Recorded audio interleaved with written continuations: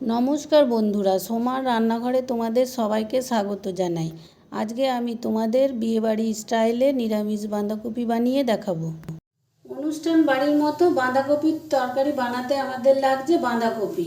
এখানে আমি একটা বড় সাইজের বাঁধাকপি অর্ধেকটা নিয়েছি। এরকম পাতলা পাতলা করে কেটে নিয়েছি, ধুয়ে ভালো করে পরিষ্কার করে নিয়েছি।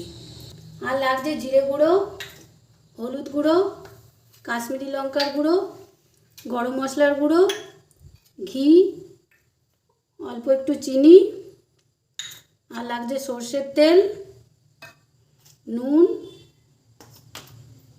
টমেটো, আলু, আর লাগছে মটরশুঁটি,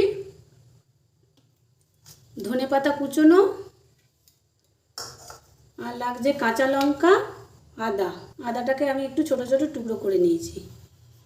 আর ফোড়নের জন্য লাগছে গোটা জিরে, দুটো শুকনো লঙ্কা, দুটো তেজপাতা। আদা কাঁচা লঙ্কাটা আমি বেটে তারপরে তোমাদের দেখাচ্ছি। গ্যাসে একটা কড়াই বসিয়ে আমি জল গরম হতে দিয়েছিলাম। ওর মধ্যে দিয়ে দেবো হাফ চামচের মতো নুন। কেটে রাখা বাঁধাকপিটা আমি একটু এই গরম জলে ভাপিয়ে নেব। সমস্ত বাঁধাকপিটাই আমি দিয়ে দিয়েছি। বাঁধাকপিটার একটা কাঁচা গন্ধ থাকে, সেই গন্ধটা চলে যাবে একটু ভাপিয়ে নিলে। তোমাদের দেখে মনে হচ্ছে অনেকটা বাঁধাকপি, কিন্তু এটা নরম হয়ে যাবে। নরম হলে অল্প হয়ে যাবে। সেদ্ধ করব না, খালি হালকা একটু ভাপিয়ে নেব। 2 মিনিটের জন্য ঢাকনা দিয়ে দেবো। 2 মিনিট আমার হয়ে গেছে। এবার ঢাকনাটা তুলে দেবো। বাঁধাকপিটাও আমার ভাপানো হয়ে গেছে। এবার আমি জল থেকে ছেঁকে তুলে নেব। গ্যাসে একটা কড়াই বসিয়ে দিয়েছি। এবার দিয়ে দেবো সর্ষের তেল। সর্ষের তেলটা গরম হয়ে গেছে। এবারে দিয়ে দেবো ফোড়ন। 2টো শুকনো লঙ্কা, 2টো তেজপাতা আর গোটা জিরে ফোড়ন দিয়ে দিচ্ছি। ফোড়নটাকে একটু ভাজা ভাজা করে নেব। গ্যাসের ফ্লেমটা মিডিয়ামেই আছে। এরপর দিয়ে দেবো কেটে রাখা আলু। এখানে 2টো বড় সাইজের আলু আছে, সেটা আমি ডুমো ডুমো করে কেটে নিয়েছি। দিয়ে দেবো। আলুটা একটু লাল করে ভেজে নেব। আলুটা লাল করে ভাজা হয়ে গেছে। এবারে দিয়ে দেবো এক এক করে মশলাগুলো। আমি দিয়ে দেবো জিরে গুঁড়ো। এখানে 1 চামচ জিরে গুঁড়ো আছে। দিয়ে দেবো কাশ্মীরি লঙ্কার গুঁড়ো। এখানে হাফ চামচের মতো কাশ্মীরি লঙ্কার গুঁড়ো আছে। দিয়ে দেবো হলুদ গুঁড়ো, এই ছোটো চামচের 1 চামচ। মশলাটাকে ভালো করে মিশিয়ে নেব।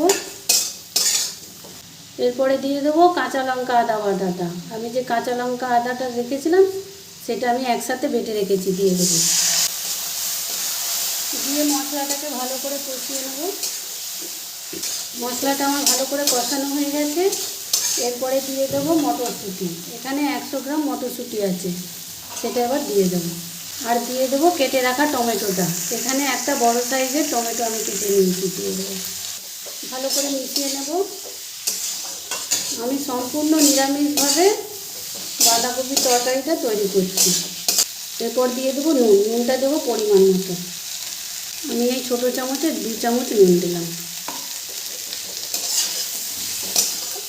নুনটা দেবে তোমরা কতটা ঝাল দিচ্ছ তার উপরে নির্ভর করবে।